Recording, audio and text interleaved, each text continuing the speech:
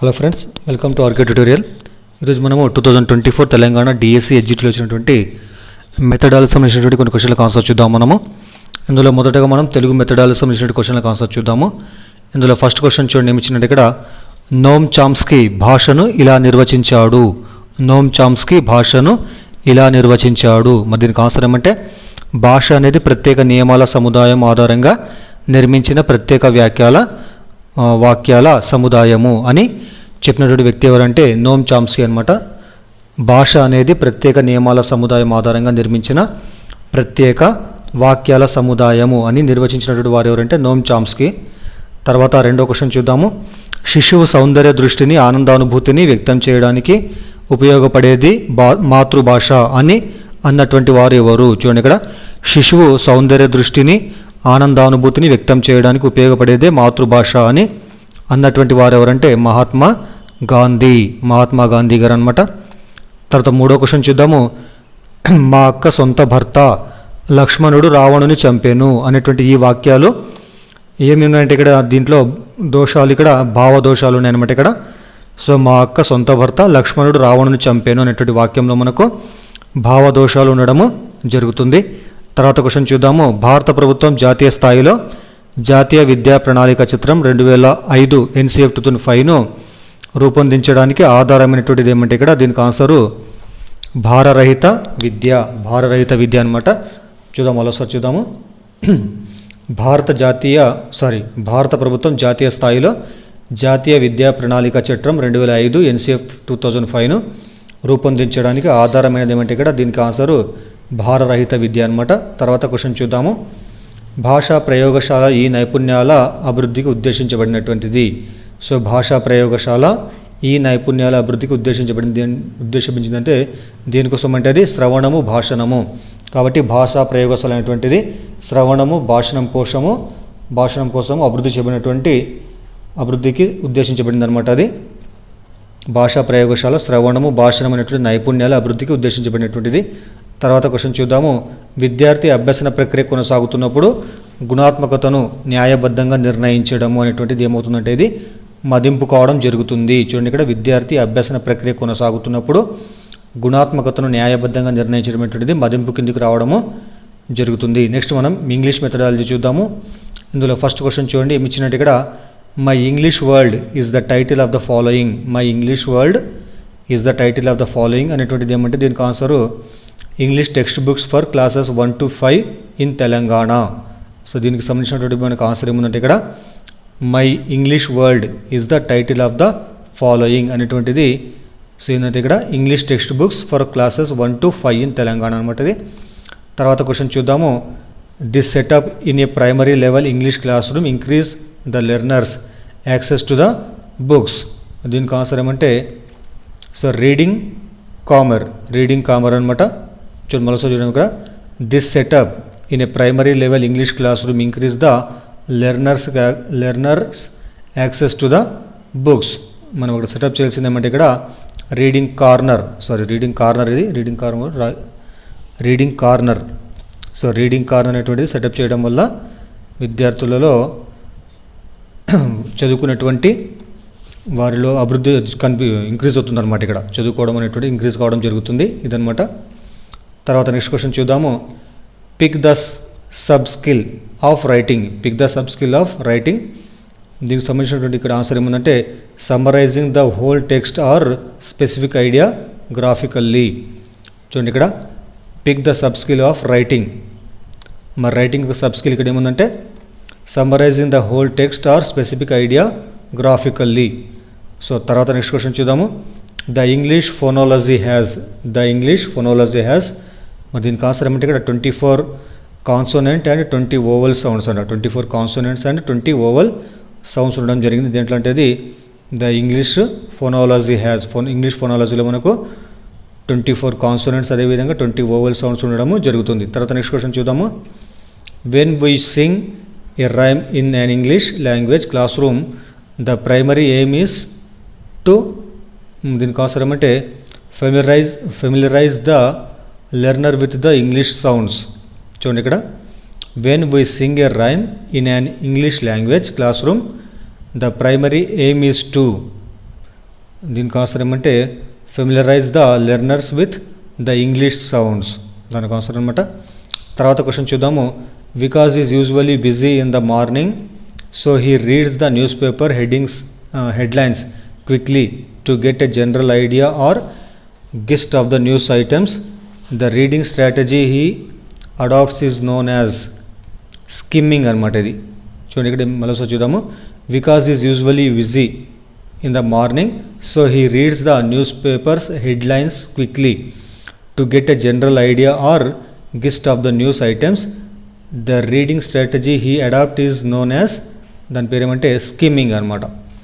తర్వాత చూద్దాము next math methodology చూద్దాం మనం. మ్యాథ్స్ ఇందులో ఫస్ట్ ఏముందంటే ఇక్కడ క్వశ్చన్, ఇక్కడ విద్యార్థి దశాంశ భిన్నాల అవగాహనను వివిధ రకాల కొలమానాలకు అన్వయిస్తూ దశాంశ రూపంలో సూచిస్తారు. ఈ వాక్యము క్రింది విద్యా లక్ష్యాన్ని సూచిస్తుంది. అది ఏంటంటే దీనికి ఆన్సర్ ఏమంటే వినియోగం అనమాట. చూద్దాం ఇక్కడ మనం మరోసారి. విద్యార్థి దశాంశ భిన్నాల అవగాహనను వివిధ రకాల కొలమానాలకు అన్వయిస్తూ దశాంశ రూపంలో సూచిస్తారు. ఈ వాక్యము క్రింది విద్యా లక్ష్యాన్ని సూచిస్తుందంటే దీనికి వినియోగం అనమాట. వినియోగాన్ని సూచించడం జరుగుతుంది. తర్వాత క్వశ్చన్ చూద్దాము. పిన్న వయసులో పిల్లలు సంఖ్యలను సంజ్ఞలతో సూచించడం నేర్చుకుంటే ఈ దశలో విద్యార్థి అభ్యసన జరిగే తీరు, దానికి ఆన్సర్ ఏమంటే భావనలు అమూర్త రూపంలో అనమాట. చూద్దాము. పిన్న వయసులో పిల్లలు సంఖ్యలను సంజ్ఞలతో సూచించడం నేర్చుకుంటే ఈ దశలో విద్యార్థి అభ్యసన జరిగేటువంటి తీరు అదేమంటే అది భావనలు అమూర్త రూపంలో. తర్వాత క్వశ్చన్ చూద్దాము. పైథాగరస్ కంటే ముందే పైథాగరస్ సిద్ధాంతాన్ని ప్రతిపాదించినటువంటి ప్రాచీన భారతీయ గణిత శాస్త్రజ్ఞుడు ఏమంటే అతని పేరు బౌద్ధాయన పైథాగరస్ కంటే ముందు పైథాగరస్ సిద్ధాంతాన్ని ప్రతిపాదించినటువంటి భారతీయ గణిత శాస్త్రవేత్త బౌద్ధాయనుడు. తర్వాత క్వశ్చన్ చూద్దాము. క్రింది వానిలో గణిత శాస్త్రానికి వర్తించని అంశము లేదా అంశములు. క్రింది వాటిలో గణిత శాస్త్రానికి వర్తించిన అంశాలు ఇక్కడ ఏమనంటే చూద్దాం. ఇక్కడ మనం ఫస్ట్ ఏముందంటే ఇక్కడ గణితం అనేది సంఖ్యలు మరియు అంతరాళంకు సంబంధించినటువంటి శాస్త్రము. అదేవిధంగా తర్కం ద్వారా ఫలితాలను రాబట్టే శాస్త్రం, అదేవిధంగా గణన శాస్త్రం, అదేవిధంగా దృగ్విషయాలను అవగాహన చేసుకోవడానికి కేవలం అనుభావిక పరిశీలనపై ఆధారపడుతుంది. నెక్స్ట్ ఏమంటే తార్కిక వివేచన ద్వారా సాధారణీకరణం చేయడము. మరి పైన 5 అంశాల్లో సరైన ఆన్సర్ మనకి ఏమవుతుందంటే ఇక్కడ చూద్దాం. ఇక్కడ మనము ఫోర్త్ మాత్రమే చూడండి. ఇక్కడ క్రింది వాటిలో గణిత శాస్త్రానికి వర్తించని అంశం ఏమంటే ఇక్కడ గణితానికి వర్తించింది ఏమంటే కేవలం ఇక్కడ దృగ్విషయాలను అవగాహన చేసుకోవడానికి కేవలం అనుభావిక పరిశీలనపై ఆధారపడుతున్నటువంటి ఇక్కడ రాంగ్ అనమాట ఇక్కడ. సో మిగతావన్నీ కూడా గణితానికి సంబంధించినటువంటి సరైన అంశాలు. గణితం అనేది సంఖ్యలు మరియు అంతరాళంకు సంబంధించిన శాస్త్రము, ఇది సరైనటువంటి గణితానికి సంబంధించిన అంశము. అదేవిధంగా తర్కం ద్వారా ఫలితాలను రాబట్టే శాస్త్రము, ఇది కూడా గణితానికి సంబంధించి సరైనటువంటి స్టేట్మెంట్ అనమాట. నెక్స్ట్ గణన శాస్త్రం, ఇది కూడా కరెక్ట్ స్టేట్మెంట్. అదేవిధంగా తార్కిక వివేచన ద్వారా సాధారణీకరణం చేయడం, ఇది కూడా సరైన అంశాలు గణితానికి సంబంధించినటువంటివి. కేవలం ఫోర్త్ మాత్రమే గణితానికి సంబంధించినటువంటి రాంగ్ స్టేట్మెంట్ కావడం జరుగుతుందన్నమాట. తర్వాత నెక్స్ట్ క్వశ్చన్ చూద్దాము. గణితంలో పరీక్ష నిర్వహణ తర్వాత ఈ క్రింది చర్యలను చేపడితే అభ్యాసకుని బలాలు లోపాలను బాగా అర్థం చేసుకోవడానికి దోహదపడుతుంది.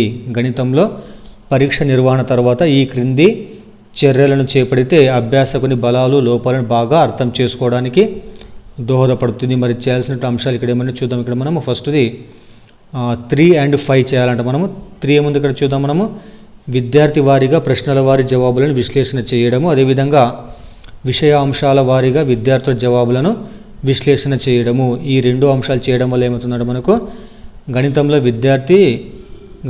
పరీక్ష నిర్వహణ తర్వాత ఈ చర్యలు చేపట్టడం వల్ల అభ్యాసకుని బలాలు లోపాలను బాగా అర్థం చేసుకోవడానికి దోహదపడే అంశాలు అన్నమాట అవి.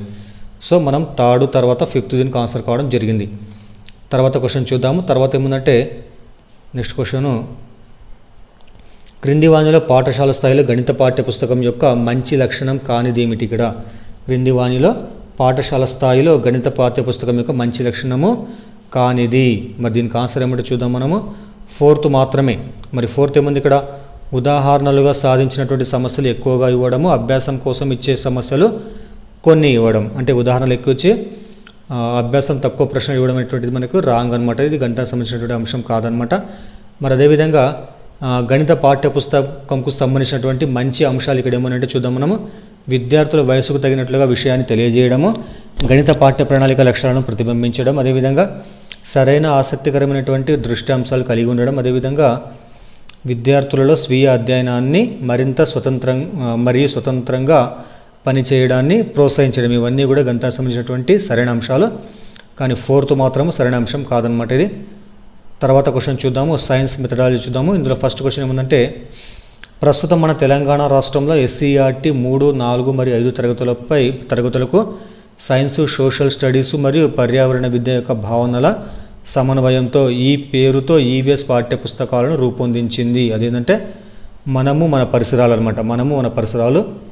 మరోసారి చూద్దాము, ప్రస్తుతం మన తెలంగాణ రాష్ట్రంలో SCERT 3, 4 మరియు 5 తరగతులకు సైన్స్, సోషల్ స్టడీస్ మరియు పర్యావరణ విద్య యొక్క భావనల సమన్వయంతో ఏ పేరుతో EVS పాఠ్యపుస్తకాలు రూపొందించిందంటే అది మనము మన పరిసరాలు అనేటువంటి పేరుతో EVS పాఠ్యపుస్తకాలు రూపొందించడం జరిగిందనమాట. తర్వాత క్వశ్చన్ చూద్దాము, కొత్త పరిస్థితులతో సర్దుబాటు చేసుకోవడం అనేటువంటిది ఏమవుతుందంటే ఇక్కడ కొత్త పరిస్థితులతో సర్దుబాటు చేసుకోవడం అనేటువంటిది అనుగుణ్యం కిందికి రావడం జరుగుతుంది. అనుగుణ్యం అనమాట, అకామిడేషన్, దాని కిందికి రావడం జరుగుతుంది. అదేవిధంగా నెక్స్ట్ క్వశ్చన్ చూద్దాము, COVID-19 మహమ్మారి సమయంలో తెలంగాణ రాష్ట్రంలో దృశ్య శ్రవణ పాఠాలను ఈ ఛానళ్ళ ద్వారా ప్రసారం చేశారు. మరి దేని ద్వారా అంటే TSAT, దూరదర్శన్. TSAT తర్వాత దూరదర్శన్ ద్వారా కోవిడ్ సమయంలో పాఠ్యాంశాలను ప్రసారం చేయడం జరిగింది. తర్వాత క్వశ్చన్ చూద్దాము, క్రింది వాటిలో సరైన వ్యాఖ్యను గుర్తించండి. మరి ఇందులో ఏమంటే సరైన వ్యాఖ్య అనేటువంటిది ప్రత్యేక అంశాల నుంచి సాధారణ విషయాలకు వెళ్ళే పద్ధతిని ఆగమన పద్ధతిని అంటారు. ప్రత్యేక అంశాల నుంచి సాధారణ విషయాలకు వెళ్ళేటువంటి పద్ధతిని ఏమంటారంటే ఆగమన పద్ధతిని అనడం జరుగుతుందన్నమాట. తర్వాత క్వశ్చన్ చూద్దాం, తెలంగాణ రాష్ట్రంలో డిజిటల్ పాఠ్యపుస్తకాలు ఏ యాప్లో అందుబాటులో ఉన్నాయి?